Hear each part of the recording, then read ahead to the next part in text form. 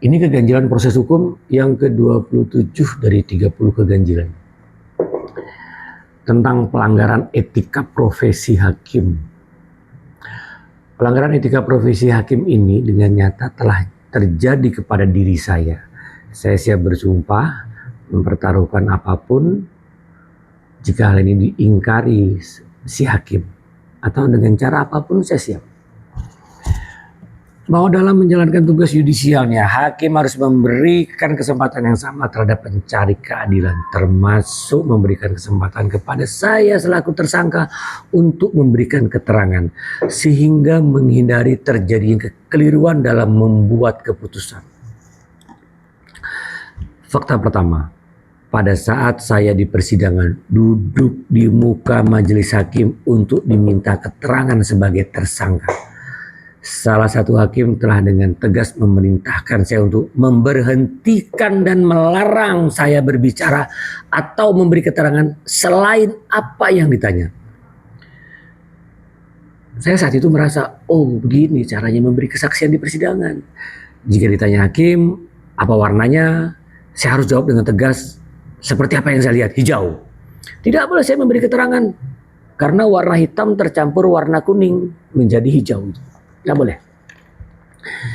Fakta kedua, bahwa pada saat saya akan membacakan pledoi pribadi, salah satu hakim meminta saya untuk berhenti dan tidak diizinkan untuk meneruskan membaca pledoi pribadi tersebut. Itu terjadi di saat saya baru membacanya lembar pertama dengan alasan tidak relevan dan tidak penting. Saya jelaskan bahwa pledoi pribadi itu saya buat sendiri tanpa diketahui siapapun, termasuk penasihat hukum saya tidak mengetahuinya. Bahwa pledoi pribadi itu saya sampaikan di saat hakim bertanya apakah tersangka memiliki pledoi pribadi, saya jawab iya. Saya yakin mereka terkejut karena tidak ada informasi dari siapapun sebelumnya.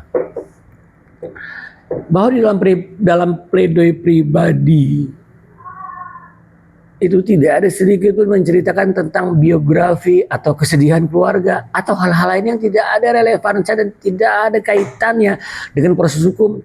Bahkan saya pernah mendengar persidangan Bapak Ferdi Sambo, Bapak Syahrul Yassin Limpo. Mereka boleh-boleh saja membaca pledoi pribadi, masalah rumah tangganya, dan lain-lain. Hakim mendengar pembacaan itu sampai selesai. Namun mengapa saya tidak diizinkan membacanya? Baru satu lembar saja. Di kondisi ini saya sudah feel ini hakim tidak beres nih. Tapi situasi sadar itu di last minute, di mana perjalanan sidang itu udah hampir usai. Nah, tidak ada kepentingan lain selain patut diduga hakim memiliki kepentingan yang sangat jelas agar skenario konstruksi hukum yang telah disepakati oleh para pihak dapat berjalan dengan baik dan lancar. Tidak melibatkan pihak yang sedang dibelanya. Dan hal ini merupakan wujud rasa ketakutan hakim yang akan pengungkapan kasus yang sebenarnya. Bagaimanapun ini melanggar etika. Jika atasan hakim yaitu pihak mari tidak memiliki kepentingan lain, tidak wajarkah, tidak bolehkah Bawas Mahkamah Agung itu memberi peringatan kepada hakim tersebut? Atau Mahkamah Agung malu terlalu banyak masalah di internal hakim?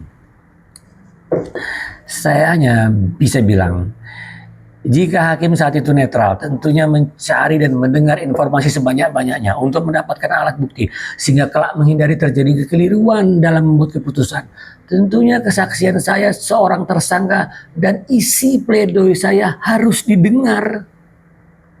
Dan ini sedang terbuka, wajar jika diketahui juga oleh orang lain. Yang seperti inilah rusaknya kepercayaan masyarakat terhadap penegakan keadilan. Jika hakim saja perilakunya sudah mencerminkan seseorang yang tidak mulia, tidak akan bisa menemukan keadilan. Tentunya saya tidak akan marah jika seandainya kalian melindungi pihak yang bersalah. Tapi jangan kalian tumbalkan saya yang tidak bersalah. Kalian aparat penegak hukum memang punya kewenangan saat itu untuk mengatur hukum. Namun jika seandainya kalian terpaksa menerima uang demi meringankan atau membebaskan orang yang bersalah sekalipun, itu urusan Anda. Tapi akan datang karma untuk keluarga Anda dan diri Anda jika dengan sengaja saya orang yang tidak bersalah Anda paksa menjadi bersalah hingga menjadi tersangka dan terpidana. Sesungguhnya kalian yang disebut oknum telah merusak nama baik citra penegakan hukum di negara ini. Jangan karena Anda. Banyak kolega kalian yang sudah berjuang menegakkan keadilan rusak karena Anda.